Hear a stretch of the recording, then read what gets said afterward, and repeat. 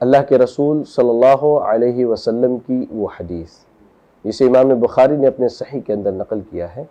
اللہ کے رسول صلی اللہ علیہ وسلم نے خواتین کو صدقہ اور خیرات کرنے کا حکم دیتے ہوئے فرمایا، یا معشر النساء تصدقنا فإن كنا اکثر اہل النار، کہ اے عورتوں کی جماعت تم صدقہ اور خیرات کرو کثرت سے، اس لیے کہ میں نے سب سے زیادہ جہنم میں عورتوں کو دیکھا ہے۔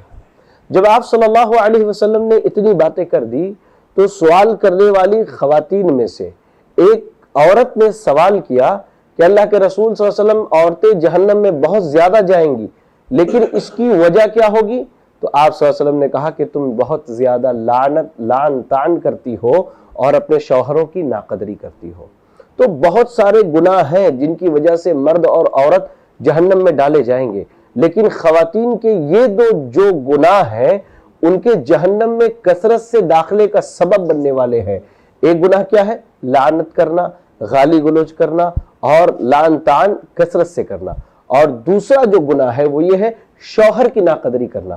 اللہ نے شوہر جیسی نعمت دی ہے، اب اس کی قدر نہ کی جائے، اس سے لڑتی رہے، جھگڑتی رہے، اسے بے عزت کرے، اسے ذلیل کرے، جبکہ ساری ضروریات وہ پوری کرتا ہو، تو یہ جو دو گناہ ہیں اس کی وجہ سے عورتیں کثرت سے جہنم میں جائیں گی۔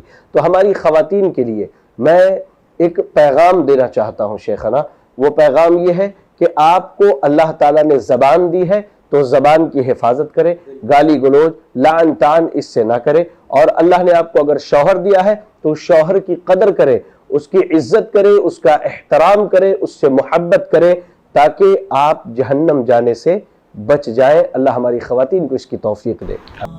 اور مزید ویڈیوز کو دیکھنے کے لیے آپ ہمارے YouTube چینل کو سبسکرائب کریں۔ فجزاکم اللہ خیرا۔